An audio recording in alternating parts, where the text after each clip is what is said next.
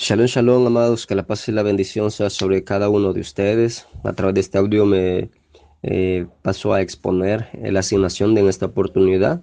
Y la asignación, ¿verdad? Rochelisha me pregunta, ¿qué es un encinar? ¿Qué uso ritual se le daba en esos días? ¿Y quién o qué era una acera? O sea, cuando se habla de acera, ¿a qué se refiere las escrituras cuando se usa ese término? Bien. ¿Qué es un encinar? Para ello el Rosh Elisha, ¿verdad? Me plantea, ¿verdad? El texto de Bereshit, Génesis capítulo 18, verso 1, en el cual está escrito: Después se le apareció Hashem en el encinar de Manré, estando él sentado a la puerta de la tienda en el más intenso calor del día. Pues bien, me empieza preguntando qué es un encinar. Pues bueno, los encinares, desde el mundo antiguo, lo que he estado estudiando es de que los encinares eran árboles frondosos, ¿verdad? Que se les consideraba en el mundo antiguo como árboles sagrados. Los encinares se consideraban árboles sagrados porque se considera que llegaban a vivir esos árboles hasta 1000 años. Y eran tan consistentes que podían durar un milenio. Lo más parecido a un encinar es el roble. Bueno, los robles pues llegan a medir hasta 12 metros, ¿verdad? Provocando así una gran sombra. Pues bien, en el mundo antiguo vemos de que es de suma importancia, ¿verdad? El árbol, ya que vemos de que las personas también son consideradas como, son vistas como un árbol. Pero bien, el encinar de Manré nos dice en lo que estaba estudiando de que antiguamente fue un santuario, originalmente centrado en torno a un árbol sagrado que pertenecía al reino de Canaán. O sea, ese encinar de Manré era muy popular, ¿verdad? En el mundo antiguo. Justamente ahí vemos, ¿verdad? A Abraham, ¿verdad? Cuando se le apareció el Eterno. Pues bien, el uso que se le daba en esos días, ¿verdad? Aquí viene lo interesante, ¿verdad? En el mundo antiguo utilizaban los encinares, ¿verdad? Como lo dije previamente, eran árboles sagrados. Pues debajo de ahí ellos practicaban lo que es la fornicación y lo hacían delante de una imagen llamada acera. Bien, investigando un poquito qué era acera. Acera era una deidad femenina del mundo antiguo, el cual se le consideraba la diosa de la fertilidad. Pues siguiendo un poquito la línea de Acera, Acera en el mundo antiguo, mucho más, ¿verdad? De, de lo que podemos conocer, pues bueno, se habla de que en la antigua Babilonia existió una mujer llamada Semiramis, cuyo esposo era Nimrod, pero después que ellos se relacionaron, que les nació un hijo llamado Tamuz, dentro del cual cuando murió Nimrod, pues inmediatamente Semiramis se autoproclamó la reina del cielo y a Tamuz lo consideró el dios Baal. Bueno, pero Semiramis en muchas culturas fue teniendo diversos nombres. Dentro de ellos, ¿verdad? Ella fue muy conocida en Egipto. Ella fue muy conocida también en Grecia.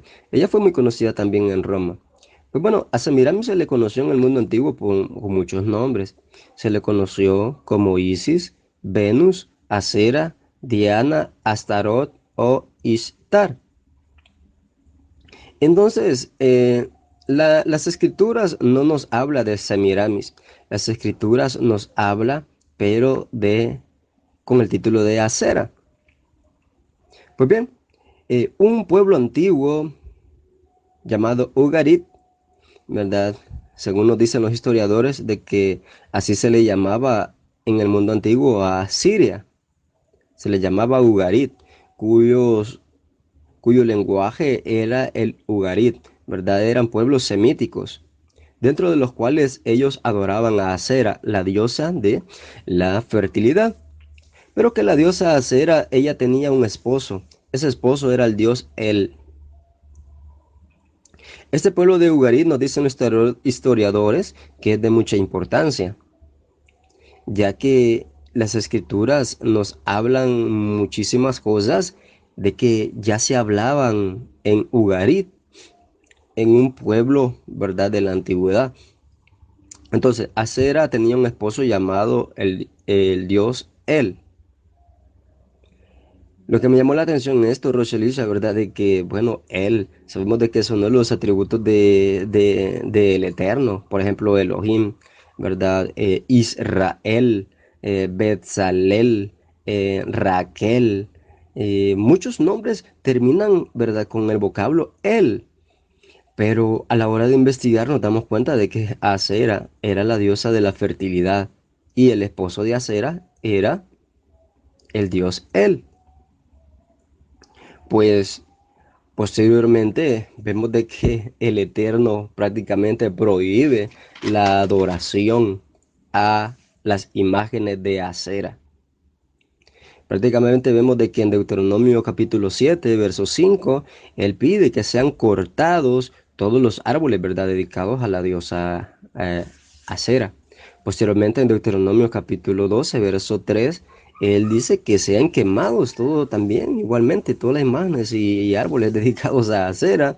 Y en Deuteronomio capítulo 16, verso 21, él dice, prohíbe la plantación de ese tipo de árboles en el altar, en el templo, ¿verdad? Entonces, contra esta deidad femenina llamada Acera, tuvieron una, una guerra muy fuerte, se podría decir, ¿verdad? Una proclamación en contra de esa deidad, de esa imagen llamada Acera, ya que eso se consideraba como una profanación, se consideraba como una infidelidad hacia el Dios de Israel, ¿verdad? Al Dios eterno. Eso lo vemos en Éxodo 34:12, Jueces 6:25, Miqueas 5:13, Jeremías 17:1 al 4. Y así, ¿verdad? En Oseas, de igual manera, se nos habla acerca de ello. Pues como dato importante, ¿qué es una imagen? Una imagen se refiere a la representación de divinidades paganas o ídolos tallados, pintados o bien creados, según la imaginación del ser humano. Que Dios vemos que claramente condena la adoración a todo tipo de imágenes, según los mandamientos dados a Moisés en la ley hebrea. Pues bueno, Roselicia, esto es lo que he podido recopilar en cuanto a esto, ¿verdad? Recapitulando, un encinar, ¿verdad? Es un árbol frondoso. En el mundo antiguo se les consideraba árboles sagrados, ¿verdad? Ya que había mucha sombra alrededor de ellos, ¿verdad? Y debajo de ellos, ¿verdad? Ellos se dedicaban a fornicar y lo hacían enfrente de esta deidad femenina, ¿verdad? Llamada la diosa Acera, la diosa de la fertilidad, pero que posteriormente el Eterno totalmente prohíbe esas prácticas dentro del pueblo de Israel. Pues bueno, para finalizar esto, ¿verdad? Los encinares siempre han sido de suma importancia. Vemos de que Absalón, al ir huyendo de Joab, el general del ejército de Israel, Absalón quedó trabado del cabello en un encinar y ahí fue capturado. Posteriormente vemos cómo Jacob pidió todos los ídolos que tenían y los pidió, ¿verdad?, en un encinar para quebrar todo ese tipo de ídolos. Pues los encinares han tenido suma importancia en lo que son las escrituras, pero bendito sea el Eterno. Por el momento esto es lo que puedo participar, Roselicia, y que la paz y la bendición sea sobre todos y cada uno de ustedes. Shalom, shalom. Shalom, shalom, mi estimado alumno, que el Altísimo le otorgue bendiciones. Bueno, escuchada su investigación, ¿ok? En base a esa investigación, ¿verdad? Vamos a hablar sobre esto, ¿ok? Entonces, sabemos que el encinar no es que era un árbol común y corriente, sino que ahí se pensaba que habían espíritus raros. eh, Mucha gente le tenía miedo y respeto a este tipo de encinares. Eh, la gente que adoraba a los Baales, ¿verdad? Lo adoraba en estos lugares, en estos sitios, debajo de los juntos a los árboles, especialmente los encinares, que se creía que era la habitación de Aserá. Ya sabemos quién es Aserá. Eh, en Segunda de Reyes 18:4, ¿verdad? Encontramos el escrito de rey Ezequías que quitó todos los lugares altos y quemó las imágenes y cortó los símbolos de Aserá. Hizo pedazos de la serpiente de bronce. O sea, vemos que él cortó todos esos árboles donde se rendía culto a Aserá. Sabemos quién es Aserá, según la información que usted consiguió, un Baal femenino, o sea, una diosa, ¿verdad? Que es el amante masculino de Baal. Ok, recordemos entonces que las tribus norteñas que se separaron de la casa de David, ¿verdad? Es decir, la casa de Judá, la casa de Benjamín, ¿verdad? Al poco tiempo se mezclaron con los asirios y sus creencias al mismo tiempo le rendían culto a Hashem y le rendían culto a Sedá. O sea, había este sincretismo en el culto del Eterno y también de Aserá. De hecho, se han conseguido, encontrado rastros, ¿verdad?, de vestigios de esta adoración al norte del desierto de Sinaí, una tinaja con la inscripción que dice a Hashem de Samaria y a Aserá. Así como también en el mismo periodo se habla, también se encontró otra vasija que decía Hashem bendiga a Oriyá, ya que su Aserá le ha salvado de sus enemigos. Entonces vemos este sincretismo donde al Eterno, o sea, al Dios de Israel, porque esto es una de las cosas que la gente piensa, no, es que empezaron a adorar a otros dioses, no, no, es que eran otros dioses. Le daban la misma forma, hablaban del Eterno y le agregaban cosas, le agregaban el sincretismo y ahí es donde caían en idolatría. Porque, ¿qué dicen las iglesias actuales? Cuando ustedes dicen, no, ustedes están practicando idolatría. No, no, un momento, yo no estoy practicando idolatría. Lo que pasa es que esa imagen representa al Dios que yo creo. Y el Dios que yo creo está en la Biblia. En ningún momento esa persona está diciendo que le está rindiendo culto a Baal, a ningún tipo de Baal, sino que para él ese es Dios, el Dios de las Escrituras. Claro está, cuando empieza a anexarle, meterle sincretismo a esto, meterle tradiciones de otras culturas, entonces cuando caen a idolatría. Entonces, el pueblo de Samaria, ellos no pensaban que estaban en idolatría y que se habían alejado del Dios de Israel. No, es todo lo contrario. Pero ahora le colocaron un acompañante que se llamaba Será. ¿Ok? Entonces, esto es importante tenerlo en consideración. Ahora bien, en esa sombra, además que se sacrificaban ídolos, se hacían sacrificios, se hacían una serie de cuestiones, ¿verdad? Es, y esto es lo que nos debe llevar eh, a, a preguntarnos, ¿verdad?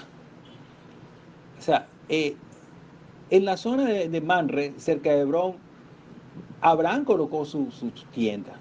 Dice nuestro sabio que la gente no podía creer que Abraham viviera allí y que le fuera bien. ¿Cómo él podía estar cerca de estos árboles, inclusive, como un lugar donde estaban los aposentos de los espíritus y también malos espíritus? ¿Cómo a este extranjero se le ocurre poner su tienda en ese lugar?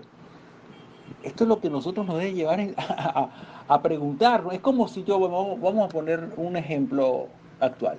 Es como si yo quisiera enseñar Torah y me fuera a la puerta o a la antesala de un templo, cualquiera usted que usted quiera nombrar ahorita actualmente, de la religión actual, y me metiera allí y empezar a enseñar Torah, y empezar a hablar allí mismo en contra de la idolatría. Mucha gente dirá, pero bueno, oye, habiendo tantos sitios donde tú puedes enseñar esto, ¿te vas a meter precisamente en ese lugar a enseñar esto? Entonces, vamos a verlo bajo esa misma óptica. Abraham estaba en un encinar donde se practicaba N cantidad de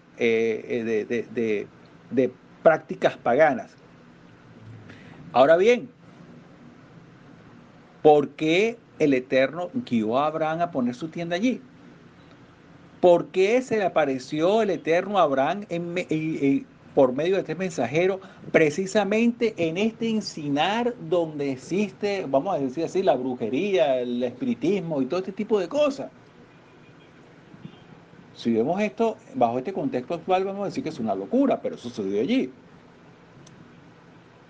Ahora, ¿cuál es la opinión de nuestros sabios? Nuestros sabios opinan que donde está la luz, la oscuridad tiene que irse.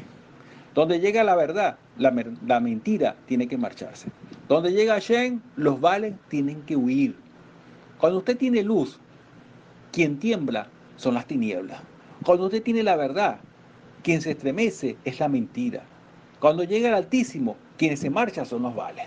Esta es la enseñanza que podemos ver en esta parasha.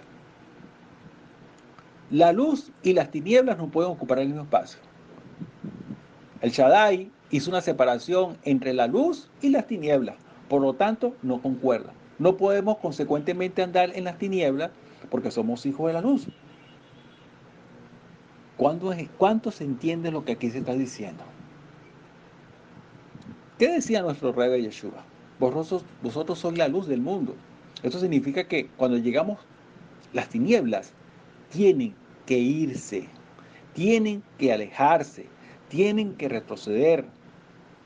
Así que no tenemos que tener miedo a las tinieblas si nosotros andamos en luz. No hay que perder tiempo luchando contra las tinieblas. Solamente, ¿qué es lo que tenemos que hacer? Encienda su luz. Deje que su luz, ¿verdad?, brille. Ocúpese de que su lámpara siempre esté encendida, aún de noche. Y las tinieblas, téngalo por seguro, que por sí solas ellas se van a alejar. Yo no tengo por qué batallar contra las tinieblas. Y eso es lo que muchos creyentes pierden el tiempo, batallando contra las tinieblas. No hace falta batallar, simplemente agarre y encienda su luz. Encienda su luz y las tinieblas se van a ir. ¿Qué pasa si no encendemos la luz? Bueno, cuando vemos que las cosas están incorrectas, cuando vemos que podemos hacer algo bueno y no lo hacemos, cuando vemos que hay una actitud allí que no es consona y nosotros sabemos que ahí se está haciendo algo que no debe ser y nosotros no hacemos absolutamente nada, entonces dejamos que las tinieblas ganen, porque no encendemos la luz. Pero si nosotros encendemos la luz, ¿verdad? Esta luz por sí sola va a batallar contra eso. Yo no gano nada con criticar lo malo que hacen los demás. Yo no hago nada con eso. Yo no hago nada con batallar con eso. Mira, que fulano hizo mal, esto lo están haciendo mal. ¿Y qué estoy haciendo yo? En vez de estar batallando contra eso, yo lo que tengo que hacer es encender mi luz y hacer lo que es correcto. Y comenzar a dar ejemplos con mi vida. No solamente de criticar con palabras, sino con mi vida para que las cosas empiecen a cambiar. Entonces, ¿qué es lo que tengo que hacer? Encender mi luz. Y cuando digo encender mi luz, no es empezar a criticar, no, es dar, ¿verdad?, mi paso adelante. Mientras que los demás no lo quieren hacer, yo sí lo voy a hacer porque considero que esto es lo correcto que se debe hacer. Así los demás piensen que es una locura, porque los demás no lo hacen.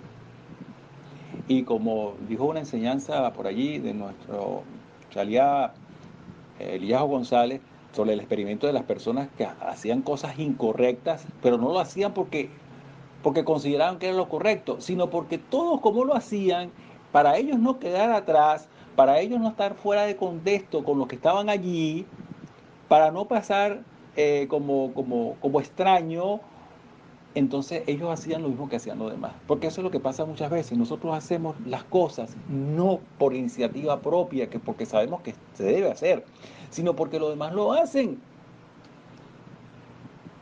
Y no hacerlo entonces sería que está fuera del contexto de la sociedad, pero no bajo el contexto de la Torá. Entonces, en ese sentido, nosotros tenemos que encender una luz. Abraham estuvo allí para demostrar de que su luz y que todo lo que había allí no era nada, como dice el Shaliá Shaul, o Ra Shaul, que los ídolos nada son. Es que no son nada. Eso no hace ni bien ni mal a nadie. Es la confianza. Lo que daña es la confianza que yo deposito en eso. Eso es lo que me trae problemas, no el aparato ese, la cosa esa o el muñeco ese de plástico o de metal, o como lo quieran colocar, porque simplemente es un muñeco, eso lo dice un hombre, eso no tiene poder. El poder se lo doy yo. Ahí es donde yo tengo problemas. Entonces, esto nos demuestra, ¿verdad?, que no debemos estar mortificándose porque las cosas están mal, porque esto anda mal, porque esto no sé qué, que no sé qué más, que esto no funciona, pero ¿qué hacemos nosotros? Estamos dejando que nuestra luz brille. Estamos dejando que esa luz brille por sí sola y no bajo nuestra imposición y haciendo propaganda de eso. Porque eso es otra cosa. Cuando nosotros empezamos a hacer propaganda de la supuesta luz que nosotros estamos irradiando, la supuesta luz que estamos irradiando, entonces caemos en la oscuridad. Como dice Proverbios 27:2. Alábate el extraño y no tu propia boca, el ajeno y no los labios tuyos. Ya que de otra forma no sería luz, sino más bien arrogancia, pedantería, orgullo, egocentrismo. Y eso corresponde a las mismas tinieblas. Entonces es cuando el Mashiach dice, si tu luz viene a ser inferior a las mismas tinieblas, ¿cuánto de tinieblas? Bueno, ¿cuánto más las tinieblas que tú tienes adentro? Pues, dicho, no lo dijo de esta forma, lo estoy parafraseando, ¿ok? Entonces, hay que dejar de hacer propaganda de los vales. Hay que dejar de hacer propaganda de las tinieblas. Hay que dejar de hacer propaganda de las cosas malas que están sucediendo. Y sencillamente nosotros tenemos que encender nuestra luz. Si no encendemos nuestra luz, no importa qué tanto conocemos de Torah, porque precisamente para eso es el conocimiento de Torah. Para que nosotros podamos encender una luz. Porque si el conocimiento de lo que estamos aprendiendo aquí no nos sirve para nada, ¿verdad? No nos sirve para reconocer nuestras faltas, nuestros errores. Entonces, ¿qué sentido tiene el conocimiento de que estamos heredando aquí? ¿Qué sentido tiene lo que estamos haciendo? Usted no está haciendo nada. Si esto no está ayudando a usted en su vida a rectificar, a ser una mejor persona, entonces este estudio a usted no le sirve absolutamente de nada. Porque su luz no está encendida. Y las tinieblas son las que donde usted camina. Y no porque ella desea que usted camine, sino es por voluntad propia. Entonces, ¿cuál es la enseñanza, mis estimados estudiantes? Hay que encender la luz. Hay que dejar de quejarse. Hay que dejar de siempre vivir bajo la crítica y nunca hacer nada. Así que esta es la enseñanza, estimados estudiantes, que el Eterno les otorgue bendiciones. Shalom, shalom.